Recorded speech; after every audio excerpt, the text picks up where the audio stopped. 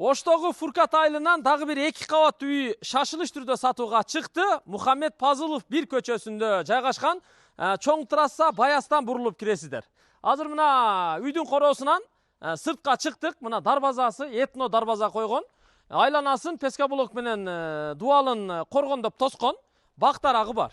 Биз азыр бул жагынан келдик. Мухаммед Пазылов көчөсү 1. Мухаммед Пазылов 1 көчөсү болуп эсептелинет экен. Баястан бурулуп киргенде эле оң жакка биринчи поворотко буруласыздар. Ушу оң жак төрү менен солго чейин төргө чейин келе бересиздер. Мына ушул көчөнүн аяк чени болуп калат экен. Келиңиздер азыр бир катар кирип көрсөтөбүз. Жер аянты кызыл китеп боюнча 5 сотых ашыкчасы менен. Мына үйдүн короосуна кирип келдик. Маңдайда 2 кабаттуу үй курулган. Узун туурасы 10,5 10,5. Кызыл кирпич менен курулган. Сейсмопояс, колонна, перемичка, бүт бардыгы арматура салынып курулган экен. Европейский стилде курулган үй экен бул. Үстү чоң зал, асты чоң зал. Азыр кирип планировкаларындагы мен силерге идеальный айтып берем. Анан чатыры болсо көрүп турасыздар, кызыл түстөгү андулин менен жабылыптыр да. Айланасы бүт пескоблок менен тосулган. Бул жакта мына дарбазадан киргенде эле сол жакта болсо мына септик бар экен. Төрдө болсо ажаткана. Жанында болсо мына аябай чоң өскөн кокон гилас бар экен 2. Бул жакта дагы 4 кокон гилас бар экен. Бардыгы мөмөгө кирген, жетилген дарактар. Ал эми алардын астында мына бир аз дыйканчылык кылып атыптыр, таза суу бар. Үйдүн кире бериши бул жагында, бул бир жак кире бериши болуп эсептелинет. Прихожка деп койсок болот. Тамбур. Анан бул жерге мына тепкич куюлса, буякка чыкканда бул жерди мына закрытый кылып жасап алса да болот, же болбосо ушундай ачык болуп турса деле боло берет да. Бул үйдү туугандар шашылыш түрдө жанда времянкасы да бар, 3 бөлмөлүү. $110,000 сатууга койду. $110,000 шашылыш түрдө. Бул жак болсо үйдүн экинчи кире бериши. Көрдүңүздөр? Азыр үйдү толук көрсөтүп чыгабыз. Ага чейин мына бул жакта көрүп турасыздар, тапчан койгон. Чай ичип отурганга. Бул жакта жүзүм бак бар. Анан бул жакта болсо мына жашап турганга 3 бөлмөлүү времянкасы бар. Ушул жакта жашап тура бересиздер. Анан кийин мүмкүнчүлүк болсо бул жакта үйдү бүтүрүп аласыздар. Мына биз жогору көтөрүлүп чыктык. Бурон эшигини да койгон. Бисмилла. Үйгө кирип келдик. Эшикти ачып киргенде эле бул жер прихожка. Бут чечме деп коебуз. Мына отопление киргизилген, бүт система тартылып, радиаторлору коюлуптур. Анан электромонтаждары дагы бүт мына баягы двойной изоляциялуу кабелдер менен, медный кабелдер менен жасалыптыр. Анан чоң эшикти ачып бул жакка киргенде бул биринчи кабаттагы чоң холл. Мейманкана десек болот, туурабы?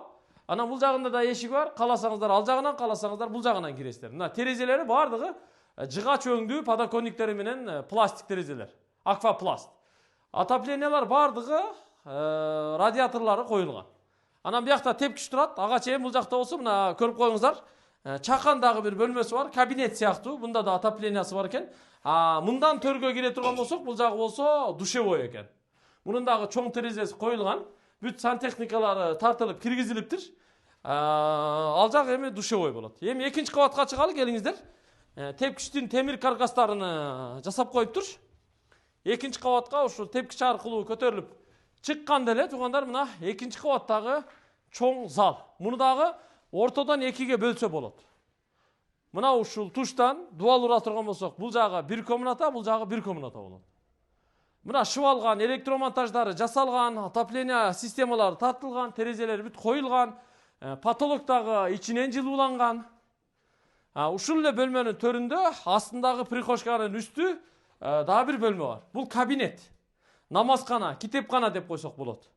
Же болбосо бул бөлмөнү да бир детский бөлмө кылып иштетсе болот да. Андан сырткары бул жака кире турган болсок, биринчи кабаттагыдай эле бир чакан бөлмөсү бар, кабинет сыяктуу. Төрүндө болсо бир душевой бар. Муну ушу жуунуучу бөлмө катары иштетсе болот да. Сантехникалар тартылган, отоплениялар бардыгы киргизилген. Бул жакта болсо биринчи көрсөткөн прихожканын үстү жагы болуп калат. Бул балкон. Балкондагы бүт пластик терезелер менен тосулуп жасалган. Астын бүтүндөп, дуалдарыны толуктап туруп, анан краскала шыбап коюш керек. Көрдүңүздөр, менде мындай ой болду. Муну бир европалык стилде курган экен. Мына ушул ортодон бөлүш керек. Тепкичти башка жака, тетиги бөлмөнүн монолитин ачып туруп ошол жактан түшүрүп чыгарса да болот туугандар. Кааласаңыздар планировканы өзгөртүш үчүн же болбосо ушул боюнча калтырса да болот. Бирок мына ортодон эки бөлгөндө эле бул жагы бир бөлмө, бул жагы бир бөлмө болуп калат.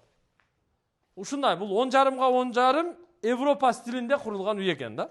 Азыр эми ылдыйга түшүп, времянканы дагы сиздерге көрсөтүп коелу, келиңиздер, түшөлү. Биринчи кабат менен экинчи кабаттын ортосу анан монолит эмес, бул плита перекрытия болуп тур туугандар. Мына көрдүңүздөр, заводская плита перекрытия деп койсок болот. Бүт электромонтаждары жасалган, стяжкасы куюлган.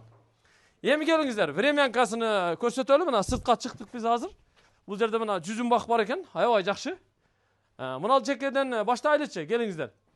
Времянканын бир жак чекесинде чакан бөлмөсү бар экен. Бул азырынча ашкана. Ашкана шарттарын өздөрүнө түзүп алган, ысык суу, муздак суу, идиш жуучу жайы бүт печкалары менен коюп алыптыр. Бул эми убактылуу ашкана. Бул жак болсо мына 3 бөлмөлүү времянка. Сырткы фасад жасалган. Мына кире бериш жери, тепкичтери куюлган. Бисмилла, мына жашап аткан үйүнө кирип келдик туугандар.